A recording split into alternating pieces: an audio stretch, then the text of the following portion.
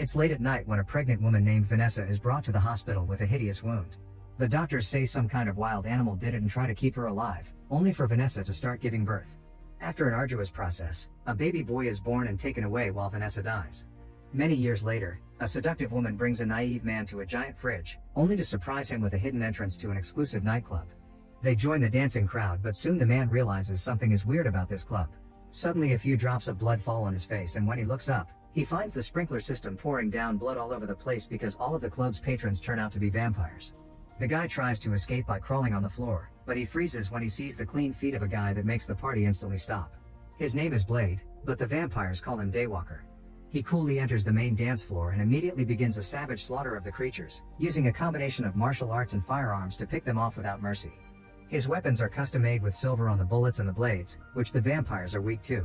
After fighting his way through numerous creatures, Blade is surrounded by the club's guards led by Quinn.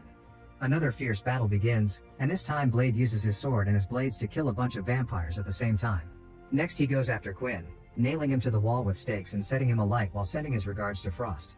At that moment sirens announce the arrival of the police, so Blade runs away, leaving a burnt Quinn and a very confused human as the only surviving inhabitants.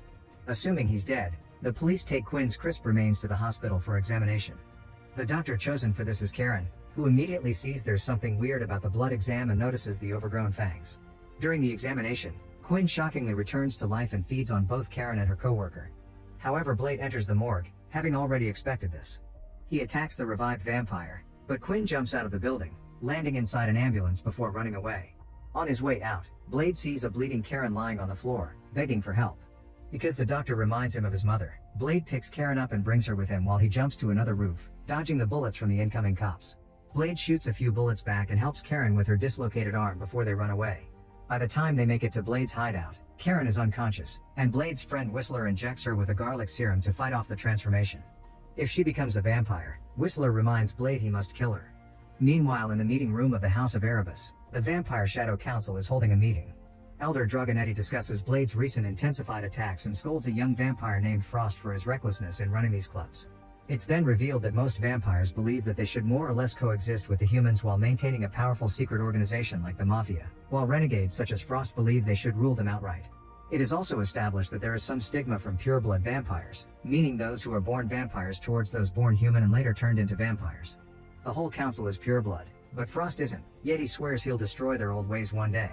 The next morning, Blade stops by a friend's shop to get more garlic serum, explaining he's becoming resistant to it. His friend unfortunately can't do much and hugs him as he reminds him to be careful.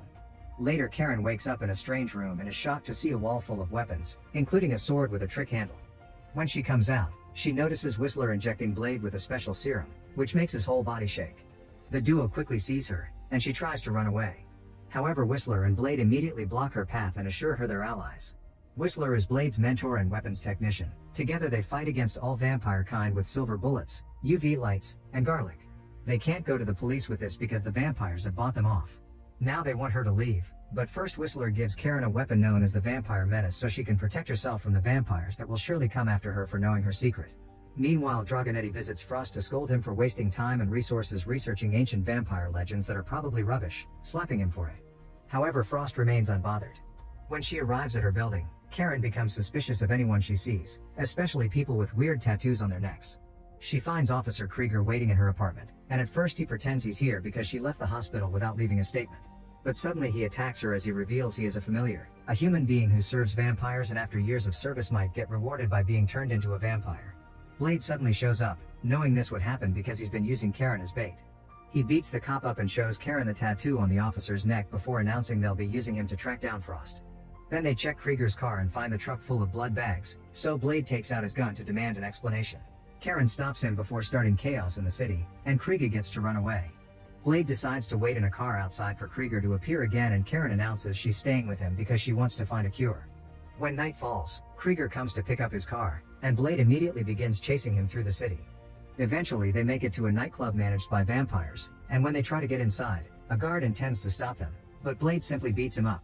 Inside the club, Blade beats up more guards until Krieger tells him about a hidden entrance in the fridge that takes him to a secret archive. After sending Krieger away with a message for Frost, Blade and Karen check the place and come across a disgusting vampire known as Pearl, who is in charge of the vampire's files and systems. Meanwhile, Frost manages to finish the translation of the ancient texts. Krieger arrives to warn him about Blade, but Frost kills him and shares him with his girlfriend. Then he orders Quinn to capture Blade alive. Back to Pearl. At first he doesn't want to cooperate, but then Karen begins burning him with a UV light and Pearl quickly begins spilling everything. Frost is planning to summon a blood god named La Magra. Blade steals a hard drive with the information, and Karen finishes killing Pearl with a light. Then Blade uses a special explosive spray to blow up a door, behind which they find the ancient vampire Bible. Suddenly Blade hears a noise and finds a scared little girl, but when he tries to help her, she reveals herself to be a vampire and attacks him. Quinn arrives with more guards and another fight starts, during which Blade gets tied to a column, and Quinn takes the chance to stab him in revenge. One of the vampires grabs Blade's sword, only to lose his hand to the trap in the handle. At that moment Blade reveals he's been wearing an earpiece in case he needed help, and the wall nearby explodes, revealing Whistler. After exchanging a few more shots and punchings, Blade, Whistler, and Karen run down a tunnel right before a bomb Whistler left behind explodes. The tunnel takes them to the subway rails, and while the train passes by, Quinn jumps on Blade to start another fight. While Whistler escapes through a sewer hole, Blade pushes Quinn against the train to make him lose half his face and a hand. Karen hands him his sword back, but this only scares Quinn away. There are more vampires coming, so Blade grabs Karen and they escape by jumping on the train. Inside, Blade injects himself with a blood serum, and Karen begins suspecting he's a vampire. When they make it to the hideout, Whistler explains to Karen that Blade's mother had been bitten while she was pregnant and died after childbirth. He had been a lost kid on the streets when Whistler found him and almost killed him, but he realized he wasn't an actual vampire and decided to adopt him. Blade is half vampire, half human, which allows him to have certain abilities like strength and regeneration, but he can still walk under the sun. The serum he takes prevents him from developing a need for drinking blood. Meanwhile, Frost and his group cover themselves with sunscreen and helmets to bring Dragonetti to a sunrise, taking his fangs before letting the sun kill him instantly. Afterward, Frost presents the fangs to the rest of the Shadow Council and asks for 12 volunteers. In the morning, Karen decides to take Whistler's research to work on a permanent cure with Blade's serum as a base, and her first result makes vampire blood explode. After Karen takes a sample of his blood, Blade leaves to buy more ingredients for his serum, and Whistler checks on Karen's wounds, saying she only has 1 day left. While he's downtown, Blade finds Frost waiting for him while wearing sunscreen. The vampire is holding a little kid as a shield so Blade won't attack him and offers a truce, but Blade knows Frost wants to bring the blood god back and is against it. He pulls out his gun and shoots, but Frost throws the girl into traffic and runs away. Blade has no choice but to save the girl first, losing his prey. At the hideout, Karen manages to make a proper curing serum that she immediately injects herself with. At that moment, Frost and his men arrive and they beat up Whistler before leaving with a kidnapped Karen. When Blade returns, he is devastated to find Whistler's dying body. Whistler tells him he looked at the hard drive and explains Frost's plans, saying the ritual needs the blood of a daywalker like Blade. He also mentions he doesn't want to be a vampire, so Blade respects his wishes and leaves him with a gun in order to end things for himself. Afterward, Blade finds a taunting video from Frost, asking him to come find him and giving him the address. Stricken with grief, Blade arms himself up with silver and the new serum before leaving to find Frost. Moments later, Blade breaks into Frost's headquarters using a bike. On the first floor, he shoots every guard that dares get in his way without even breaking a sweat. On the next one, he fights hand-to-hand with two vampires expert in martial arts, but after exchanging a few hits, Blade injects them with the serum and makes them explode. When he finally makes it to Frost's room, Blade finds a shocking surprise. Vanessa is still alive. She became a vampire shortly after giving birth. In fact, it had been Frost who bit her, and now she's his mistress. This distraction allows Frost and his guard to catch him from behind and beat him to submission. Afterward, Blade and Karen are taken to the Temple of Eternal Night, and Blade can't defend himself because his body is weak from thirst. Frost reveals he's stolen the vials with the serum and throws them to the bottom of the pit before he sends Blade away to his spot to start the ritual. Karen is pushed into a hole where she finds his co-worker in an almost zombie-like state because of his thirst. There also are a bunch of bones on the floor, so Karen uses one to beat the vampire up before starting to climb out of the hole. Meanwhile, Blade is tied to a special contraption for the ritual, and Vanessa gets inappropriately close to him, saying that he needs to accept she isn't the mother he remembers. Then the contraption is closed and begins to extract Blade's blood. Upstairs, Frost lines the council members around the temple, and when one of them tries to resist, Frost's girlfriend kills him. Blade's blood begins falling on all of them and on Frost at the center, and when lightning hits the temple, it kills the entire council and passes their powers to Frost, making him the ultimate vampire god. Back to Karen, he finds Blade and frees him from the contraption, but he's obviously too weak to survive.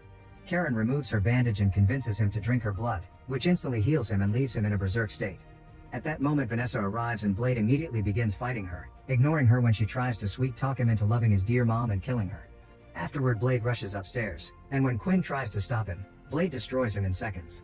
Feeling powerful thanks to having drunk real blood instead of the serum, Blade begins fighting all the guards with vicious fury, not needing any weapons to kill them in a matter of seconds.